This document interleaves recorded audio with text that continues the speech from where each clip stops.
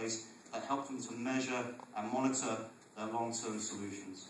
So organizations say that we want to reduce carbon emissions by 10% over the next 5 years. It's essential that they have effective tools to manage that. And any organization can start to use those tools effectively, irrespective of size. So that's the part of the cost-saving bit. But as a logistics expert, it's fair to say that not many of us are really experts in the sustainability field as such. We're experts at moving freight and we're experts at moving boxes from A to B. We're not experts in sustainability.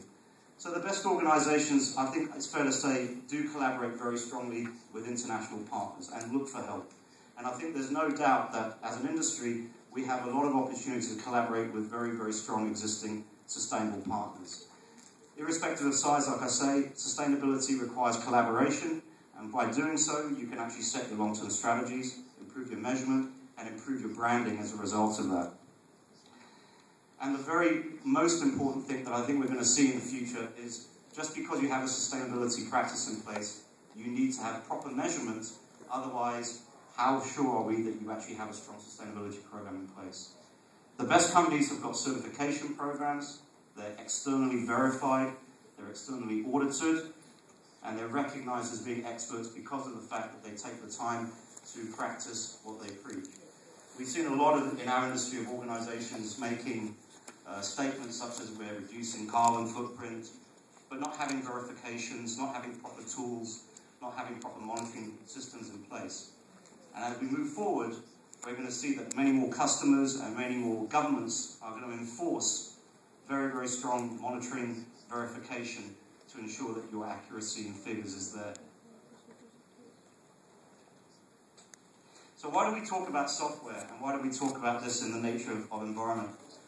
One of the factors that we've seen in our industry, in supply chain and logistics, is that we're a very paper-intensive and we're a very manual-intensive industry.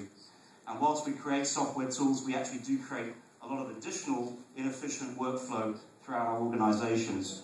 And the result of that is that you actually increase your amount of paperwork, wastage, energy consumption, number of workforce is increased, and man hours are increased because of inefficient processes. In the case of logistics, we create software and we still produce predominantly manual data. We produce manual bills of lading, manual invoicing, systems that create a ridiculous amount of paperwork, if you like, but then the reporting is not structured and it requires a huge amount of energy and manpower to figure out the information that you receive. Systems that we use often fail and do not provide the right sort of data, and customers often face the issues of delay in communication and delay in shipments as a result. So in a notoriously inefficient industry in terms of the way that we handle paperwork, we see great opportunities in software development and e-commerce as a way of reducing that paperwork and inefficient process, and at the same time reducing your carbon footprint. And an example of this is how has the industry changed in terms of e-commerce and solution selling. And if you look at the industry 10 years ago, the use of e-commerce tools was pretty much non-existent.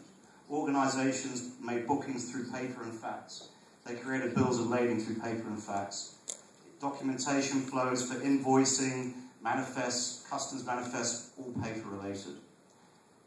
As we look at 2010, over 700,000 transactions a week go through e-commerce related programs and e-commerce related portals. The leading portals such as GT Nexus, CargoSmart and Intra on a global scale handle these shipments very, very efficiently, particularly in lines of booking and shipping instruction, and overcome the need to use manual paper as a means of transacting.